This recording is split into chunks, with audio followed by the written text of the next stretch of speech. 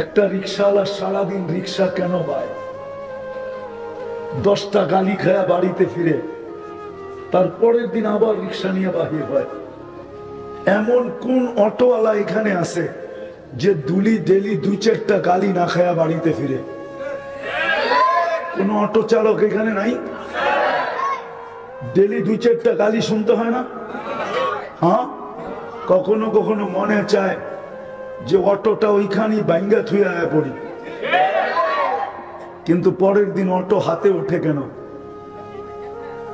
রাগ হয় না? ওনার চোখে পানি চলে আসবে, ধ্যান দিয়ে শোনেন। কিন্তু পরের দিন অটো মাঝে মাঝে থাপ্পড় খায়া আসে, বাড়িতে বলে না। রাগ হয় না যুবক, তোমাদের পায়ে হাত পা রাখি, মাঝে মাঝে তোমরা উত্তেজিত হয়ে গরিব অটোওয়ালাদেরকে থাপ্পড়ও লাগায় দাও, কিন্তু বেচারায় পরের দিন অটো নিয়ে বাহির করে বিবি বাল বাচ্চার কারণে। বউ পোলাপান যদি না থাকতো তাহলে কোনোদিন আর অটো নিয়ে বাহির হতো না। মার খাওয়ার পরে অটো। আমার সমাজে অটোওয়ালা, রিক্সাওয়ালা, ভ্যানওয়ালা প্রতিদিন 2-4 দিন, সপ্তাহে মাসে 2-4 দিন থাপ্পড় খায় না? খায় না? ভুল বললাম? গালি তো খাই, থাপ্পড় পর্যন্ত খায়। আমরা তো রোডেই হাঁটি, কিন্তু কেন ওঠে? শুধু বউ বাচ্চার কারণে। বউ বাচ্চা না থাকলে মনে হয় কোনোদিন উঠতো না। একটা পুরুষ তার ইজ্জতকে বিক্রি করে, শুধু এটা একটা ইজ্জত বিক্রি না? না বেনালা দেখে আত্মমর্যাদা নাই? ইজ্জত নাই ওর? ও কারো ছেলে না? না ছেলে না? কারো বাবা না? কারো স্বামী না? কারো ভাই না? কারো আত্মীয় না? কারো স্বজন না? ও কি আকাশ থেকে বৃষ্টির ভিতরে পড়ছে? ও তো এই সমাজেরই। তো যেটা বুঝাইতেছিলাম, একটা পুরুষ নিজের সব কিছু বিলীন করে সংসারটাকে ধরে রাখে। আফসোস, আল্লাহ রসুল এটাই বুঝাইতে চেয়েছিলেন, লাউ আমারতু আহাদান আন ইয়াসজুদা লি আহাদ, আমি যদি আল্লাহ ব্যতীত কাউকে সিজদা করার হুকুম দিতাম তো লা আমারতুন নিসা আন ইয়াসজুদনা লি আজওয়াজিহিন্না, আমি মেয়েদেরকে বলতাম স্বামীর পায়ে যেন সিজদা করে। মা বোনদের পায়ে হাত রেখা বলতেছি, যদি এরা আমার কথা শুনে, এদের জন্য যদি কোনো ব্যবস্থা থাকে। এরা স্বামীদের ইজ্জত করে না। স্বামীদের ইজ্জত করা, ইমান তো দিয়েই পাঠাইছে, ওটা ধরে রাখা, 5 ওয়াক্ত নামাজ পড়া, রমজান আসলে রোজা রাখা, স্বামীকে ইজ্জত করা। স্বামীকে ইজ্জত করা, ইজ্জত দেখাইছেন ফাতেমা রাদিয়াল্লাহু তাআলা আনহা। 3 দিন পর্যন্ত চুলা জ্বলে নাই। 4th দিনও আলী রাদিয়াল্লাহু তাআলা আনহু কিছু নিয়ে আসতে পারেন নাই।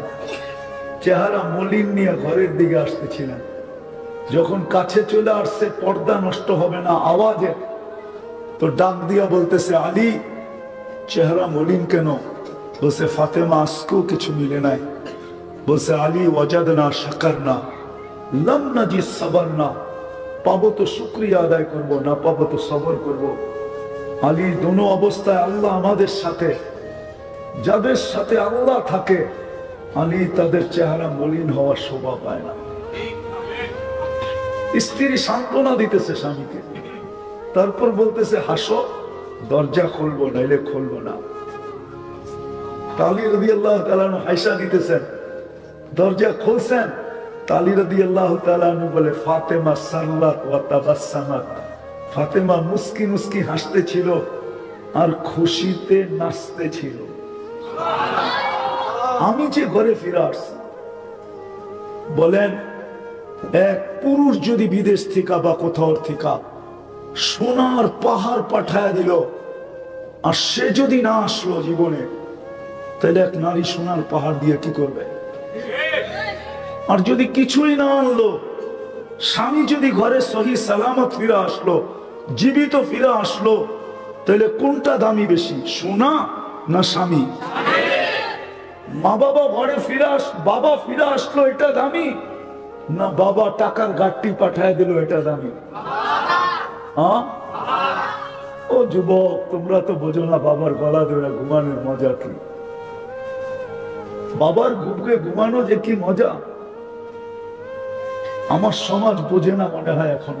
এক সময় বুঝতো, এক সময় রাগ হয়ে গেলেন, এক সময় বসতো বাবার গলা ধরে ঘুমানো মজাটা কি। কি বুড়ারা কি কয়, বাবার গলা ধরে যে ঘুমানো এক বয়সে যে মজা, এটা দুনিয়ারে বোঝানো যাবে না যে কেমন মজা। বাবা যে কি মজা পায় আর সন্তান যে কি মজা পায়, এটা বোঝানো যাবে না। আসে হবে এখানে বহুত বাবা সন্তান গলে ঘুমাইতে যায়, গলা ধরে ঘুমাইতে যায়, রাত্রে পেশাব করে পুরাটা বাসায় দিছে। বাবা সকালে উঠে একটা হাসি দিয়া বলছে, করছস কি তুই ঠান্ডার দিনে? কি মনে আছে কোনো বাবার এরকম কাহিনী? না মনে হয় কোনো বাবা এরকম এখানে নাই মনে হয়। আছে? হাত উঠায় বলেন তো কোন বাবা আছেন? কি মজা না মজা না? মা বোনদেরকে বুঝাইতেছিলাম জান্নাত কত সহজ, স্বামীর ইজ্জত করা। আমি একটা চিত্র দেখাইলাম, আলী রাদিয়াল্লাহু তাআলা আনহু দোয়া দিবেন, ফাতেমা শুধু তোকে দোয়া দিতেছি না, রহিমাল্লাহু ইমরাআতান, ওই মহিলার জন্য আমার দোয়া যে তোর মতো স্বামীকে ইজ্জত করবে। রাগ হয়ে যাবেন বলবো, আমাদের ঘরে যদি রব্বে কাবার কসম দুই জিনিস না থাকতো, আমাদের ঘরের মানুষদের কাছে মানুষের ভিতরে যদি দুই জিনিস না থাকতো, তাইলে এই এলাকায় বাস করে বুকে হাত দিয়া বলতো আমি জান্নাতে আছি। দুই জিনিস যদি না থাকতো, অভিভাবকরা বলতো আমি জান্নাতে আছি। যদি আমাদের ঘরে দুই জিনিস না থাকতো, একটা যদি আমাদের ঘরে চাহিদা না থাকতো, যে ঘরের পুরুষের কাছে ঘরের কারো কোনো চাহিদা নেই, আরেকটা হলো পুরুষ তার সমর্থ অনুযায়ী যা আইনা দিল এটা নিয়ে কোনো অভিযোগ না হইতো। মনে হয় বুঝাইতে পারি না।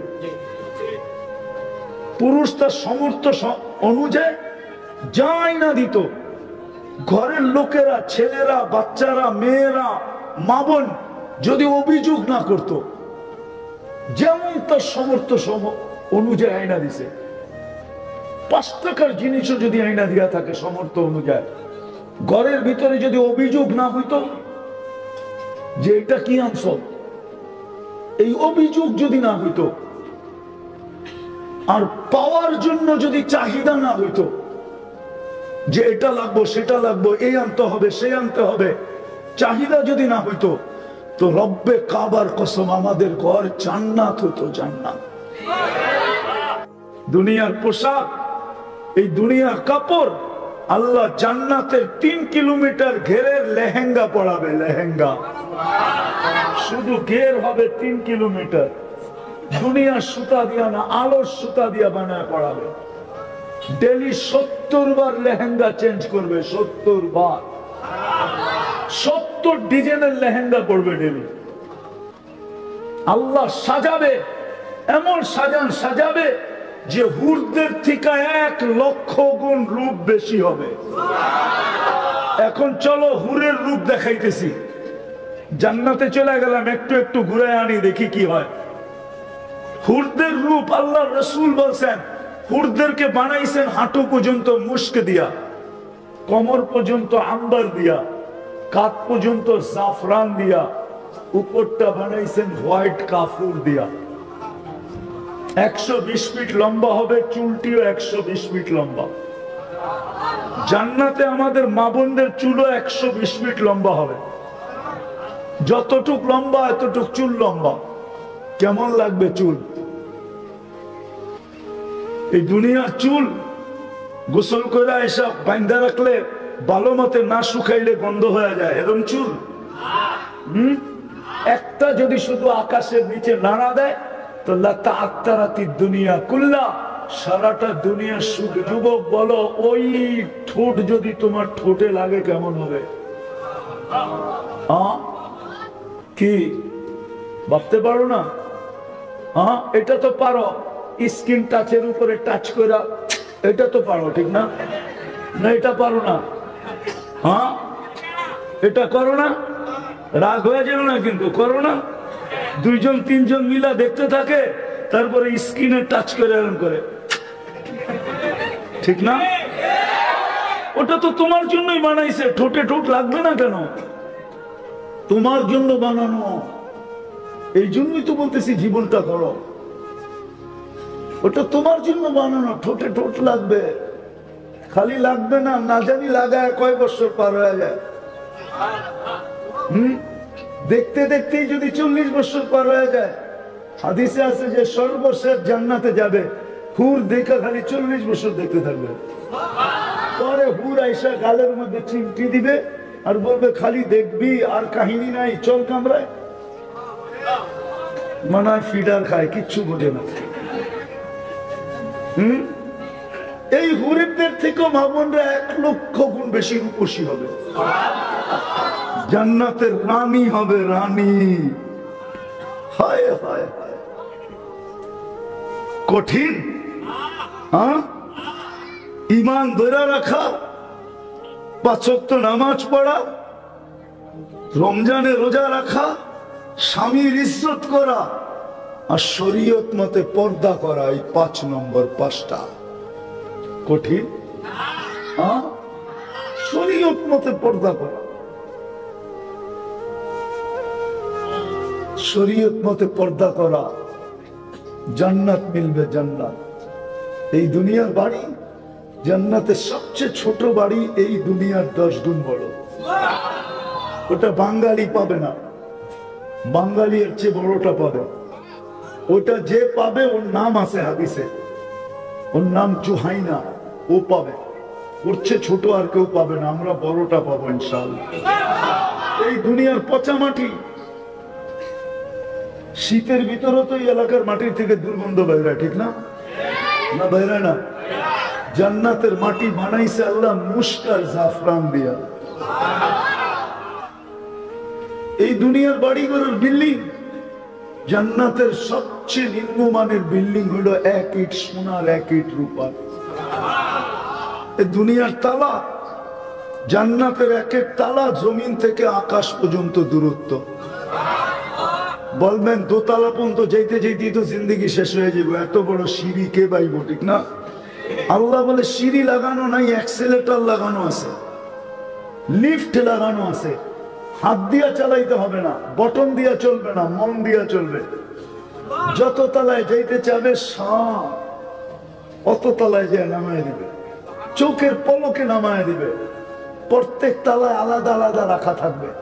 মনে হয় বোঝেন নাই? না কি বুঝছেন? কি এখন আবার আমার এখন যে আমরা কি ফিডার খাই, বুঝবো না, ঠিক না? যদি মধ্যখানে মনে ওঠে ওই তালারটা দেখা আসি কি করে, তো ওইখানে লিফট থেমে যাবে। 100 তালা বিল্ডিং দিবে আল্লাহ, 100 তালা বিল্ডিং, যা চাবে তা মিলবে। যদি চায় ডেলি ফার্নিচার চেঞ্জ, তো আল্লাহ বলে ডেলি চেঞ্জ। কোন ফ্যাক্টরিতে হবে না, কুদরত দিয়ে আল্লাহ বানাবে। ডেলি 70 বার পুরুষ কাপড় চেঞ্জ করবে। আল্লাহ করাবে, পরাবে, খুলতেও দিবে না, পড়তেও দিবে না, এই কষ্টও দিবে না। কুদরত দিয়া পড়ায় দিবে, কুদরত দিয়া খোলায় দিবে। 70 বার। বলবেন এত কেন? কেন অনেক সময় হয় এখন পারে না দেখা করে না, অনেক সময় হয় কাপড় পরলো কিন্তু বাসটা জানি ভেঙে গেল, কিন্তু এখন করবে কি, আরেকটা তো দোয়া নাই। ওটা পরে হাঁটা শুরু করলো। জান্নাতে এরকম হবে না, পড়লো বাসটা জানি কেমন চেঞ্জ, রংটা জানি কেমন চেঞ্জ, ডিজাইনটা জানি কেমন, চেঞ্জ। এই করতে করতে 70 বার চেঞ্জ করবে। ডেলি হাজার না লক্ষ আইটেম খাবে। জান্নাতে বাবুর্চি নাই, কুদরত দিয়া পাক হয়ে আসবে। জান্নাতে কোনো পুরান কাপড় রাখার আলমারি নাই। ডেলিটা ডেলি ওয়ান টাইম ইউজ। আজকে যেটা ইউজ করছে ওটা আর কালকে পাবে না। কালকে নতুন 70 সেট আসবে। এটা শেষ। জান্নাতে কোনো ওয়াশিং মেশিন নেই যে ধুইয়া রেখা দিন। আমাদের প্রত্যেকের বাড়িতে আলমারি বাড়ছে খালি পুরান কাপড় জমা করার কারণে, ঠিক না? বিয়ার শাড়িটা এটা বাদ দেই তো বাদ দেই কি করে, ঠিক না? হ্যাঁ, একবারে এখন যাওয়ার সময় হয়ে গেছে, ওনারও বিয়ার কাপড়টা এখনো আছে, ঠিক না? না নাই? কি কয়? মনে হয় নাই, ঠিক না? না, হুজুররা বুঝতেছে না আমার কথা। পুরান কাপড় জমাইতে জমাইতে আমাদের ঘরে আলমারি বাড়ছে। পুরান কাপড় যদি না জমাইতো তাহলে আমাদের ঘরে এত আলমারি হতো না। এখন আলমারি এত ঢুকছে, নিজের থাকার জায়গা নেই। আলমারি দিয়ে বাড়ি বুঝাই, জান্নাতে কোনো পুরান কাপড় রাখার আলমারি নাই, বুঝেন? কিন্তু ড্রেস ডেলি চেঞ্জ করবে। জান্নাতে কোনো ওয়াশিং মেশিন নাই, দুবি নাই। জান্নাতে পেশাব পায়খানা নাই। লা ইয়াবুলুন ওয়ালা ইয়াতাগাওয়াতুন।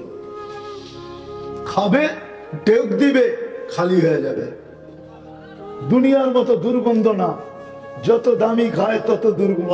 আলাইহি ওয়া আলা আলিহি ওয়া আসহাবিহি ওয়া আতবাইহি ওয়া নাইবিহি সালাতান ওয়া সালামান তুনাজ্জিনা বিহা মিন জামিল আহওয়ালি ওয়াল আফাত ওয়া তাকদি লানা বিহা জামিআল হাজাত ওয়া তুতাহহিরনা বিহা মিন জামিইস সাইয়্যাত وترفعنا بها عند الله أعلى الدرجات.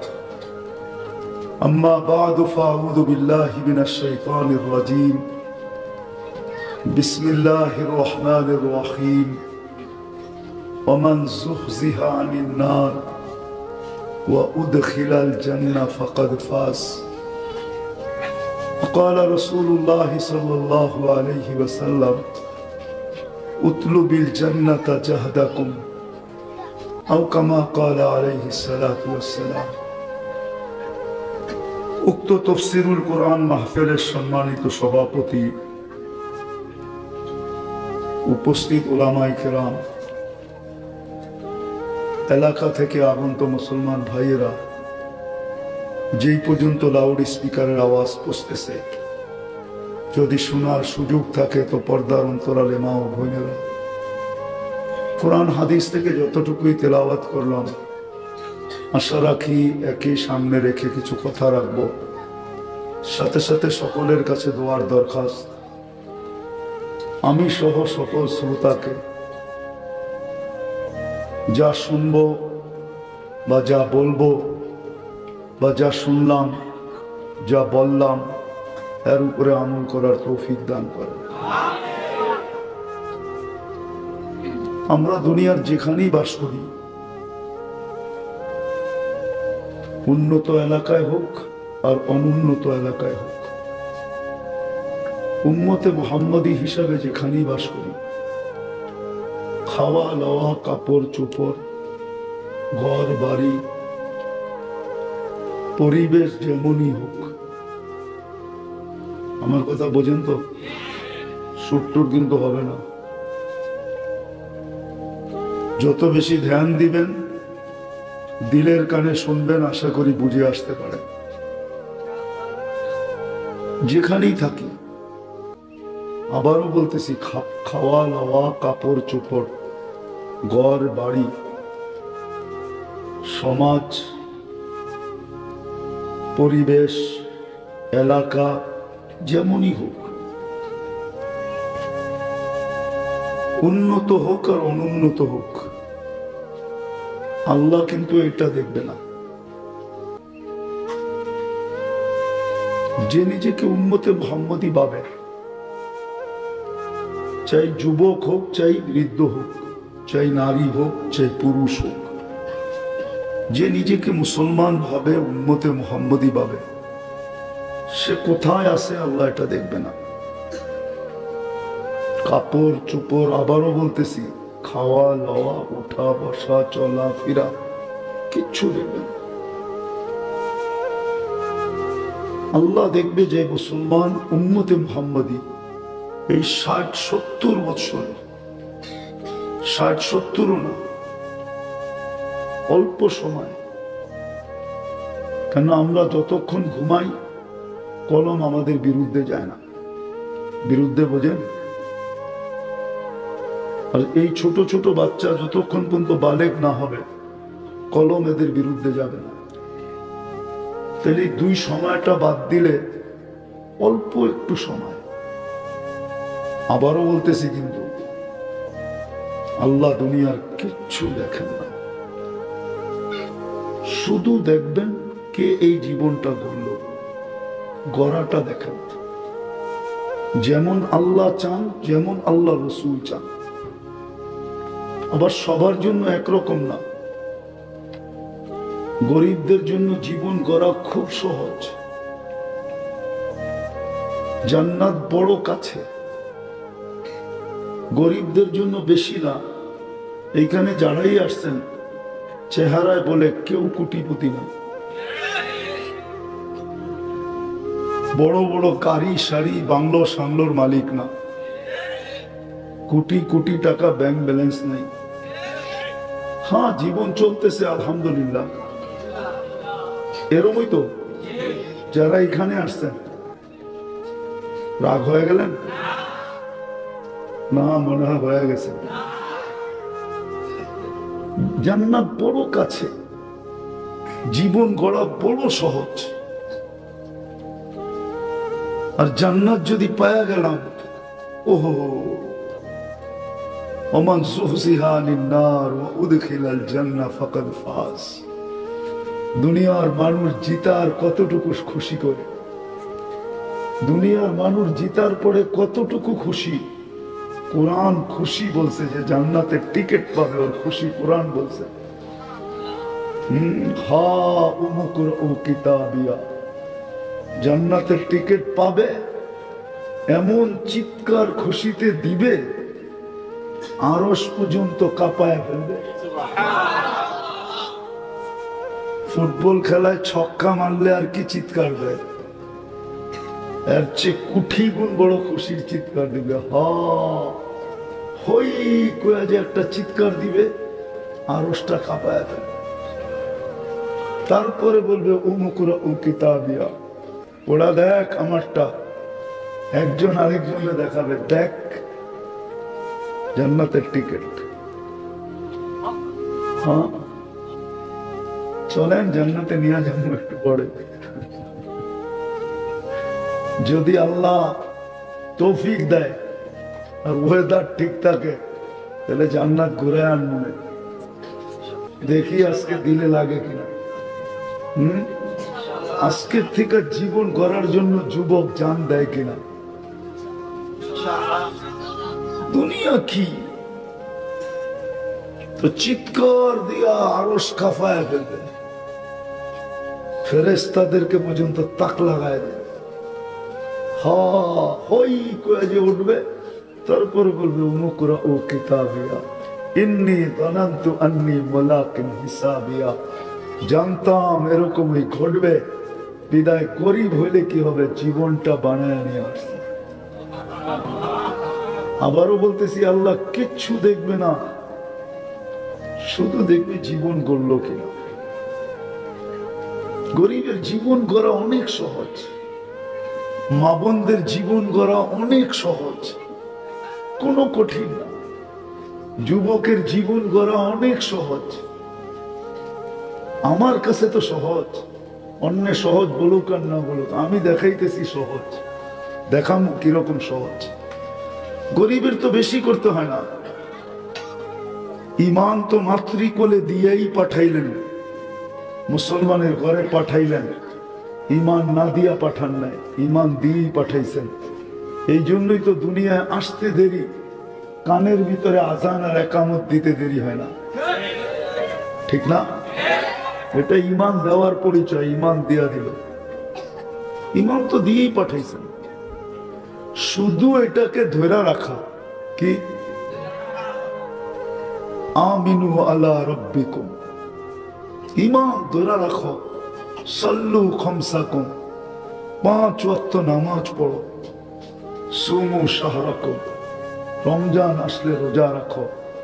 মুতু আদখুলু জান্নাতা রাব্বিকুম, মরো আর সিদা জান্নাতে ঢুকো।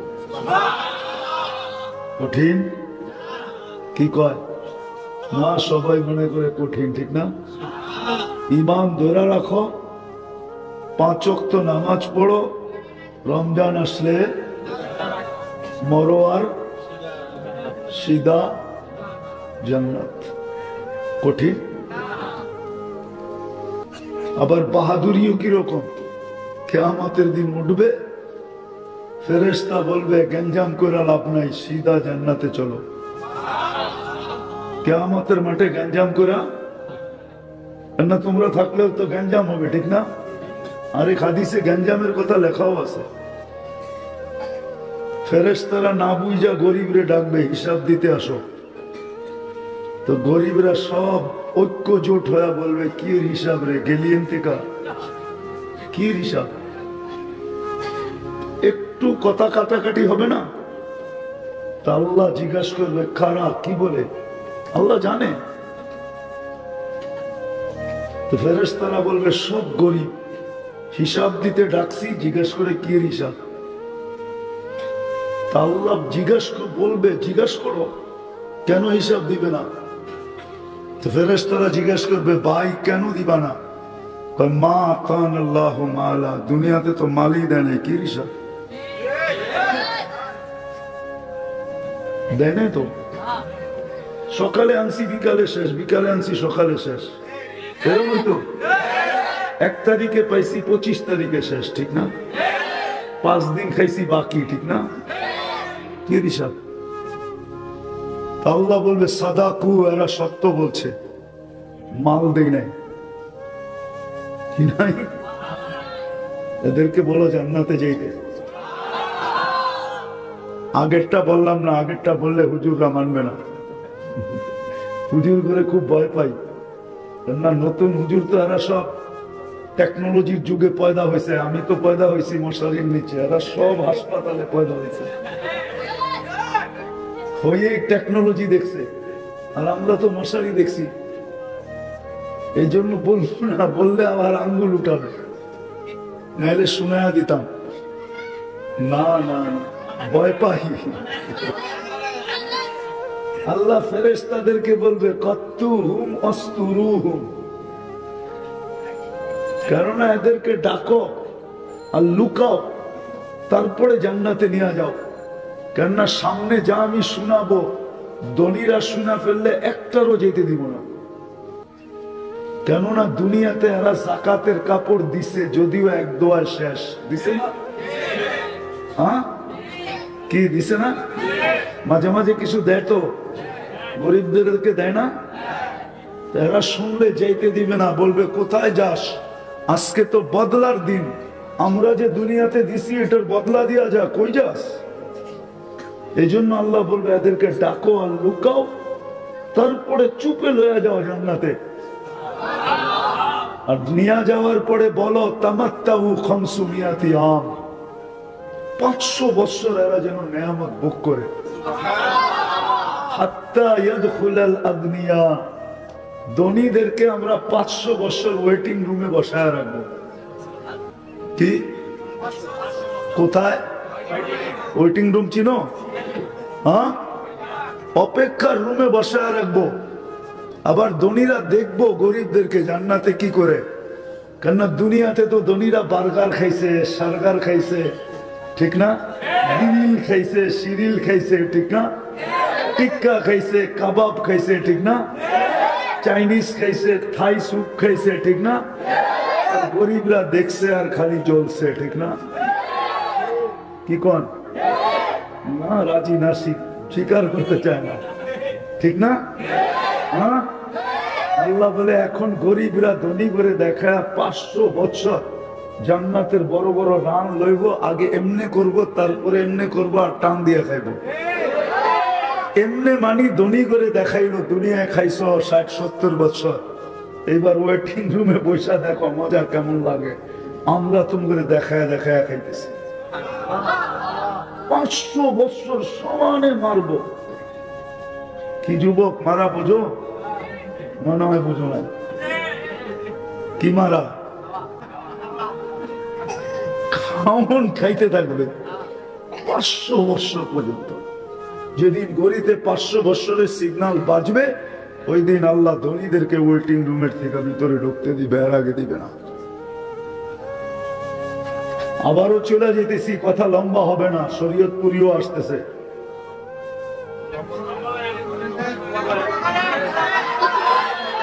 সবর সবর সবর, আমার সুর টুর নাই কিন্তু। দুনিয়ার যেখানেই থাকি না কেন, অবস্থা যেমনই হোক না কেন, রব্বে কাবার কসম, আল্লাহ দুনিয়ার অবস্থান দেখে না। আল্লাহ দেখে কে জীবনটা বলল। গরিবের জীবন গড়া অনেক সহজ, মা বোনদের জীবন গড়া অনেক সহজ। বেশি করতে হবে না, ইমান তো নিয়েই আসছে। পরেরটা বলতেছি, ইমান খালি ধরে রাখবে। সাল্লু খামসাকুম আইয়ুমা ইমরাআতিন আমানাত আলা রাব্বিহা সাল্লাত খামসাহা, 5 ওয়াক্ত নামাজ পড়লো, সামাত শাহরাহা, রমজান আসলো রোজা রাখলো, আতাআত বালাহা, স্বামীর অনুগত্য হলো, স্বামীর শুকরিয়া আদায় করলো 24 ঘন্টা। আজকাল মা বোনরা স্বামীর শুকরিয়া আদায় করতে চায় না। আস্তে আস্তে, হ্যাঁ, কেননা আপনারা একা আসেন নাই, বুঝছেন, বড় হুজুরও আপনাকে লগে আইছে। বড় হুজুর চিনে কিটা দিয়া কোনটা নষ্ট করা যায়। যেরকম যুবকরা মোবাইলের পোক পর্যন্ত চিনে, মোবাইলের সব চিনে তো চিনে, মোবাইলের ভিতরে যে পোকা আছে এটিও চিনে, ঠিক না? আওয়াজ চলবে না, আস্তে আওয়াজ। ও আতাআত বালাহার, স্বামীর শুকরিয়া আদায় করলো। আল্লাহ রসুল এতটুক শুকরিয়া আদায় করতে বলছেন, মা বোনরা রাগ না হয়ে যায়, এদের পায়ে হাত রাখি আমি আজকে। মা বোনরা স্বামীর শুকরিয়া আদায় করে না, অথচ আল্লাহ রসুল বলছেন সারা গায়ে যদি কোনো স্বামীর, এক মেয়েকে বলতেছিল সারা গায়েও যদি ফোড়া হয় আর পুঁজগুলা যদি তুমি জিব্বা দিয়া চেটা চেটা পরিষ্কার করো, তারপরও স্বামীর ঋণ শোধ হবে না। বলেন, যুবক যদি যৌবনকে সুরক্ষিত করে, আর যখন জমিন দিয়ে হাঁটতে থাকে, আল্লাহ উপর থেকে বলতে থাকে, আল্লাহ উপর থেকে বলতে থাকে, লাউলা শাবাব আকুশা, এই যুবক যদি জমিনে না থাকতো, লাজালতু সামা হাদিদা, আমরা আকাশকে লোহার বানিয়ে দিতাম, আল আরদা সাফসাফা, জমিনকে তামার বানিয়ে দিতাম, ওমা আনজালতু মিনাস সামাই কাতরা, আকাশ থেকে বৃষ্টির একটা ফোঁটা না, ওমা আম্বাততু মিনাল আরদি হাব্বা, জমিন থেকে একটা শস্যের দানা না, বাল আনজালতু আলাইহিমুল আযাবা সাব্বা, একের পর এক আযাব দিয়ে ধ্বংস করে দিতাম। কিন্তু পারি না তো, এই যুবকদের জন্য পারি না। আকাশ মনে হয় অনুমতি দিতে চায় না যে লম্বা করি, এই জন্য শর্ট করতেছি। জীবনটা কিন্তু ছোট। যুবককে যৌবন সুরক্ষিত করতে হবে, নারীকে নারীত্ব সুরক্ষিত করতে হবে, পুরুষকে পুরুষত্ব সুরক্ষিত করতে হবে, ধনীর ধনকে সুরক্ষিত করতে হবে, যাকে যা দিছে এটাকে সুরক্ষিত করতে হবে। আল্লাহ চান যে আমরা সুরক্ষিত করি, নাইলে মুসলমানের ঘরে পাঠাইতেন না, নাইলে উম্মতে মুহাম্মদী বানাইতেন না। আল্লাহ চান যে আমরা সুরক্ষিত করি, এটাকে সুরক্ষিত করেই যেতে হবে। এটা সুরক্ষিত করা ব্যতীত যদি কেউ গেল, যাবে তো সবাই বটে, কারো এখানে থাকার সুযোগ নেই, সব চলে যাবে। রব্বে কাবার কসম, শূন্য দুনিয়া আল্লাহ শূন্য করে ছেড়া দিবে। এই দুনিয়াটা শূন্য ছিল, কিচ্ছু ছিল না। আবার একদিন শূন্য করবে, আবার একদিন আসবে এটাকে নিঃশেষ করে দেবে, যেটাকে কিয়ামত বলে নিঃশেষ। চলে যাবে সময়, আল্লাহর কাছে যেতে হবে। কিন্তু যে সুরক্ষিত করলো সে মুখ নিয়ে দাঁড়াইতে পারবে। এই জন্য কোরআন ইঙ্গিত দিছে, উঁচু হইয়া একদিন আসবে কিছু লোক আল্লাহর সামনে দাঁড়াবে, কিন্তু মুস্কি মুস্কি হাসবে। উঁচু হইয়া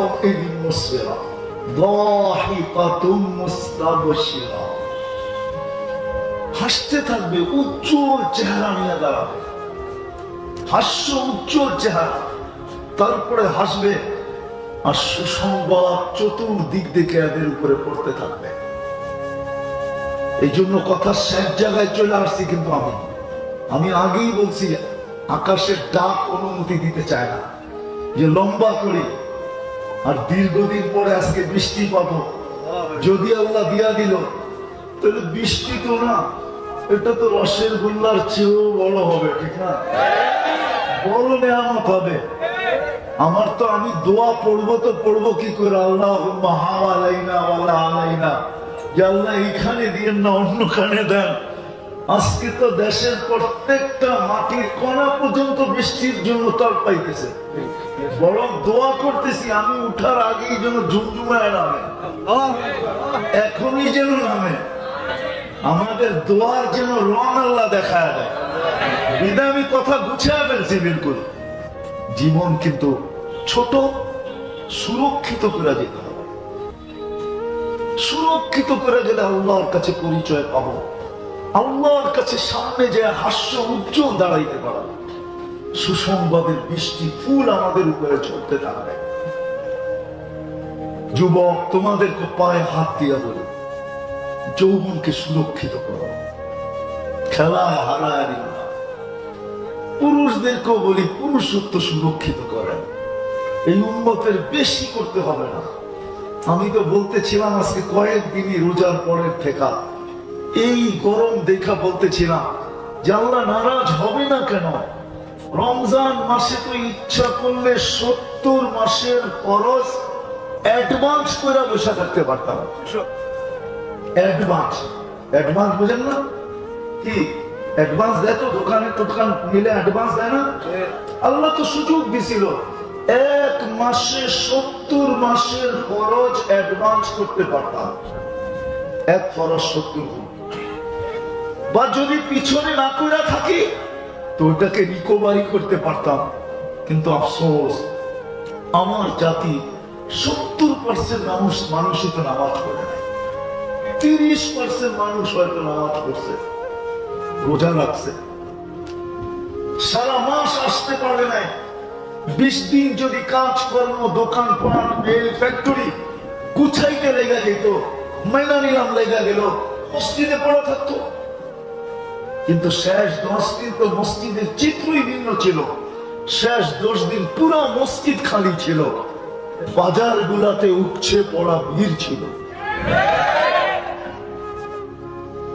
আল্লাহ নারাজ হবে না কেন? আজকে মনে হয় রাজি হয়ে গেছে, বৃষ্টির ফোঁটা চাষতেছে। এই জন্য বেড়ে দোস্ত কথা কিন্তু শেষ। আসেন আসেন, জীবনটাকে সুরক্ষিত। যুবক, তুমি যৌবনকে করো, পুরুষ পুরুষত্বকে করি, নারী নারীত্বকে করি, প্রত্যেক ব্যক্তি জীবনটাকে সুরক্ষিত করি। এই উম্মতের জন্য করা কোনো কঠিন না, বিলকুল সহজ। 5 ওয়াক্ত নামাজ যদি কন্টিনিউ পড়তে পারি, এমন পর্যন্ত কি যদি ইশারায়ও পড়ি, ওই অবস্থায় পৌঁছে গেলাম যে ইশারায় পড়তে হয়, ইশারায়ও যদি পড়তে পারি আর যদি কমপ্লিট দেখাইতে পারি, তাহলে জীবন সুরক্ষিত হয়ে যাবে। ইদা সালুহা সালুহা সাইরুল আমাল। নামাজ ওকে, জীবন ওকে। চলেন একটু তওবা করি, যাতে বৃষ্টিটা ঠিক মতো হয়, মাটিটা ঠিক মতো ভিজে, ভিতরের গরমটা ঠিক মতো বাহির হয়, ওয়েদারটা ঠিক মতো যেরকম আমরা চাই এরকম ঠান্ডা হয়। এই জন্য চলেন আজকে আল্লাহর কাছে তওবা করি। করবেন অতীত থেকে? কে কে করবেন তওবা? তাহলে আল্লাহকে বলে দেন, বৃষ্টি নামার সময় দোয়া কবুল হয়, কিন্তু বৃষ্টি যখন নামে তখন দোয়া কবুল হয়। বলেন আল্লাহ অতীত থেকে তওবা করলাম, আপনি আমাদের তওবা কবুল করেন, আমাদের গুনাহ খাতাকে মাফ করে দেন। নামাজ আর অঙ্গীকার করেন আজকে থেকে নামাজ ছাড়বো না। যুবকরা কি বলে? যুবকরা পাক্কা? মনে হয় এই যুবকদের আয়োজন দেখেই আল্লাহ বৃষ্টি পাঠায় দিয়েছে। তোমাদের সবার সাকসেস, গ্রহণযোগ্যতা পাওয়া গেছে। জলদি জলদি এক্ষুনি দোয়া হবে। তোমাদের এই সভা কামিয়াব, সবার কারণে বৃষ্টি চলে আসছে, তাও ঢাকার ভিতরে, ঠিক না? দূর দূর শুনতেছিলাম বৃষ্টি হইতেছে। যুবকরা ভাগ্যবান আজকে। জলদি জলদি জলদি জলদি জলদি দোয়া শুরু করবো। আল্লাহুম্মা সাল্লি ওয়া সাল্লিম ওয়া বারিক আলা হাবিবিকা মুহাম্মদ। আল্লাহুম্মা লাকাল হামদ কামা ইয়ানবাগি বিজালালি ওয়াজহিক ওয়া আযীমি সুলতানিক। আয় আল্লাহ, আজকের আয়োজন কবুল হয়ে গেছে, আমরা এটা বিশ্বাস করি। যদি কবুল না হইতো, যে রহমত মানুষ চাইতেছিল এতদিন, এই যুবকদের আয়োজনের কারণে আপনি কবুল করে দিয়েছেন। আয় আল্লাহ, বৃষ্টি মনে হয় আমাদের উঠার অপেক্ষা। একই সামনে রেখে অতি অল্প সময় কিছু কথা রাখবো, সাথে সাথে সকলের কাছে দোয়ার দরখাস্ত থাকবে। এই পর্যন্ত যা শুনলাম আর সামনে যা শুনবো, আল্লাহ সাধ্য অনুযায়ী প্রত্যেকটা কথার উপরে আমল করার তৌফিক দান করেন। সাথে সাথে অনুরোধ থাকবে, কথাগুলো যত বেশি মনোযোগ দিয়া শুনব, যত বেশি মনোযোগ সাধ্য অনুযায়ী আমি ব্যয় করব, তত বেশি কথাগুলো আমাদের দিলের ভিতরে কাটবে এবং বসবে এবং দিলকে আলোকিত করবে। এই জন্যই মনে হয় আল্লাহ আমাদেরকে হুকুম দিচ্ছেন, বড় জোরালো হুকুম, ফাস্তামিউ। দিনের কথা যখন শুনবে তো যত সাধ্য, যতটুকু সম্ভব একাগ্র চিত্তে শুনো। সাথে আরেকটা হুকুমও আছে, আনসিতু, বিলকুল আওয়াজ বিহীন, কোনো আওয়াজ যেন না হয়। তাইলেই আল্লাহ পাকের ওয়াদা পুরা হবে, লাআল্লাকুম তুরহামুন। আল্লাহ বলে আমরা তোমাদের উপরে রহমতের বৃষ্টি বর্ষিত করব,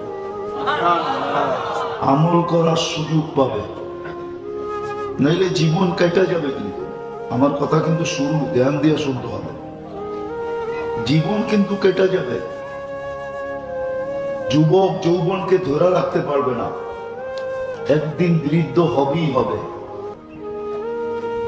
কিন্তু যৌবনের যে দাম, এই দাম সে আল্লাহর কাছ থেকে লুটা নিতে পারবে না। যৌবনের একটা দাম আছে, উম্মত তো জানে না। এই উম্মতের বয়সের একটা দাম আছে, দাম। দুনিয়ায় বয়স্ক হলে ভ্যালু কমে, চাকরি একদিন রিটায়ার্ড হয়ে যায়, চাকরি হারায় ফেলে বয়সের কারণে। কিন্তু এই উম্মতের আল্লাহর কাছে বয়সের বড় দাম। 15 থেকে যদি 40 পর্যন্ত, এটাই হলো মেন যৌবনের সময়। এটাকে যদি ধরে রাখতে পারে, তাহলে দুনিয়া হিসাবে 3টা রোগ আর কোনোদিন হবে না। পাগল হবে না, শ্বেত রোগ হবে না, কুষ্ঠ রোগ হবে না। আবার যদি 50 পর্যন্ত ধরে রাখতে পারে, দিনদারি ধরে রাখতে পারে, ইসলাম ধরে রাখতে পারে, নিজেকে মুসলমান হিসাবে যদি পরিচিত করতে পারে, তাহলে 50-এ পা দিতে দেরি, ইউহাসাবুহু হিসাবান ইয়াসীরা, এর কঠিন হিসাব আর কোনোদিন হবে না। আল্লাহ এই ব্যক্তির আর কঠিন হিসাব করবেন না, কোনো কঠিন হিসাব এর সাথে হবে না, সহজ হিসাব হবে। সময় লাগবে কতটুকু? ফজরের 2 রাকাত সুন্নত পড়তে যতটুকু সময় লাগে। হিসাব নিবে কি? শুধু ফাইলটা এরকম হাত দিয়ে উঠাবে, বাপের নাম সহ শুধু নামটা পড়বে, আর আল্লাহ বলবে এটা ঠিক আছে, রাখো। যখন 60 বছর হবে তো আহাব্বাতুল মালাইকা, ফেরেশতা তার বন্ধু হয়ে যাবে, বন্ধু। তাকে ফেরেশতা ভালোবাসতে শুরু করবে, আর যাকে ফেরেশতা, যার বন্ধু ফেরেশতা হবে, আর যাকে ভালোবাসতে শুরু করবে, তো কোরআন বলে নাহনু আউলিয়াউকুম ফিদ দুনিয়া ওয়া ফিল আখিরাহ। শুধু দুনিয়ায় বন্ধুর পরিচয় দিব না, মৃত্যু লগ্ন থেকে জান্নাতের গেট পর্যন্ত বন্ধুত্বের পরিচয় দিব। তুমি দেখবে আমরা কেমন বন্ধু। যখন 70-এ পা দিবে তো আহাব্বাল্লাহু ইলাইহিল ইনাবা, তো আল্লাহ ভালোবাসা বলতে থাকবে, আর কতদিন থাকবি আমার কাছে, আয় না। এতদিন তো শুধু দূরের থেকে দেখা হয়, চলে আয় কাছের থেকে একটু দেখা হয়। আল্লাহ তার প্রত্যাবর্তনের আকাঙ্ক্ষী হবে। আর যদি তারপরও 80-তে পা দিয়া ফেললো, ইদা বালাগা সামানিন তো লাম ইউক্তাব যানবু, 80-র পরে আর গুনাহ লেখা হয় না। গুনাহ লেখা বললে তো হুজুররা মানবো না, নাহলে তো বইলেই দিতাম। দিমু বইলা? ছোট বাচ্চা 15 বছর প্রাপ্ত বয়স্ক হওয়া পর্যন্ত যত গুনাই করো, গুনাহ লেখা হয় না। ঠিক 80 বছরের পরেও এরকমই বাচ্চা মনে করে গুনাহ লেখা হয় না। তারপরেও যদি 90-তে পা দিল, তাহলে লেখা গেল আসিরুল্লাহি ফি আরদিহি, আল্লাহর কয়েদি আল্লাহর জমিনে, আগে পিছের গুনাহ আল্লাহ পুরা মাফ করে দেন। তো বুঝাইতেছিলাম জীবনটা কিন্তু ছোট। যুবক যদি যৌবনের মূল্যায়ন না করলো, তাহলে যৌবনের যে একটা মূল্য, যৌবন তো একদিন ভুলেই যাবে। কেননা যৌবন ধরে রাখার কোনো পাওয়ার ব্যাংক আসে না। আসে না? আসে কি? তুমি নেটে সার্চ দিলে পাওয়া যাবে না? না, এলাদি কিছু কয়টয় না, নেটে সার্চ দিলে পাওয়া যাবে না। যৌবন ধরে রাখার পাওয়ার ব্যাংক, বিদ্যুৎ ধরে রাখার পাওয়ার ব্যাংক তো বিজ্ঞান বানাইলো, কিন্তু যৌবন ধরে রাখার কোনো পাওয়ার ব্যাংক নাই। এটা একদিন হাতছাড়া হয়ে যাবে। কিন্তু যদি মূল্যায়ন আসতে শুনতে হবে, ঠিক আওয়াজ না,